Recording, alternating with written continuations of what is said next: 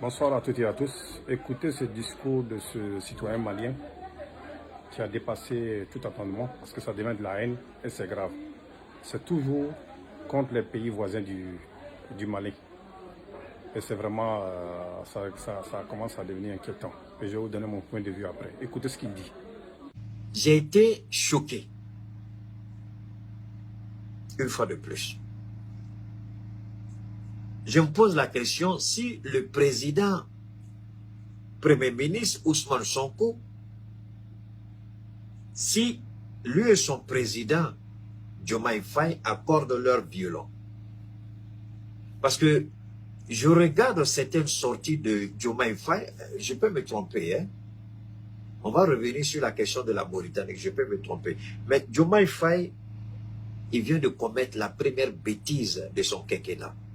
Le président sénégalais, il vient de commettre la première bêtise.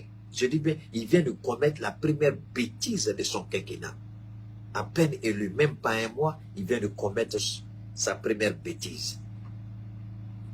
Tu ne peux pas te proclamer panafricain et puis ta première visite officielle, tu rends visite à un président esclavagiste de la Mauritanie. Quelles que soient les relations que le Sénégal a avec la Mauritanie reste un pays esclavagiste. Jusqu'à preuve du contraire. Jusqu'à la date d'aujourd'hui, l'esclavage est pratiqué en Mauritanie. Salam alaikum wa rahmatullahi ta'ala wa barakatuh. Bonjour à toutes et à tous. Je fais cette vidéo ce matin pour répondre un peu à un citoyen malien qui est devenu un habitué de ces gens de communication qui sont négatifs et qui n'apportent rien. Et qui n'est qu'un temps perdu pour lui. Ça fait la troisième fois que je le vois attaquer la Mauritanie. La dernière fois, c'était pendant les élections sénégalaises, que la Mauritanie est en train de déplacer des Mauritaniens pour aller forcer les élections sénégalaises et que les Mauritaniens veulent empêcher le changement au Sénégal.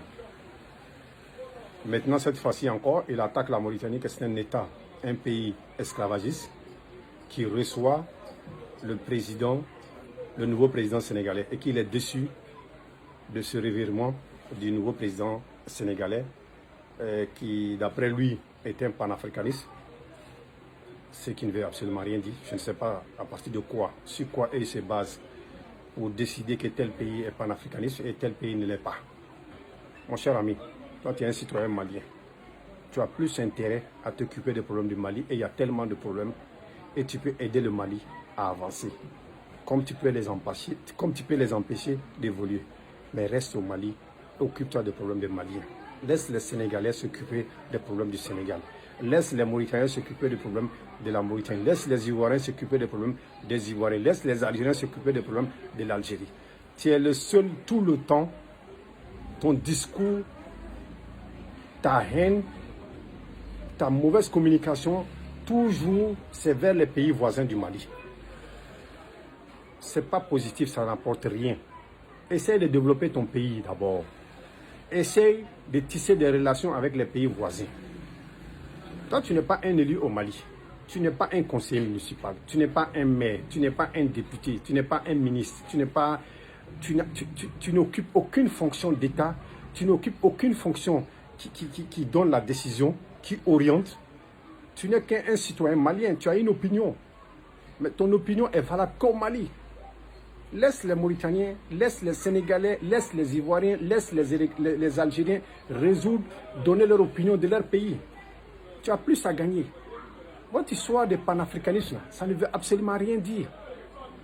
Vous êtes qui pour choisir tel pays est panafricain et tel l'autre n'est pas? À partir de quoi? Soyez réaliste. Soyez positif. Soyez positif. Apportez un plus pour réunir l'Afrique.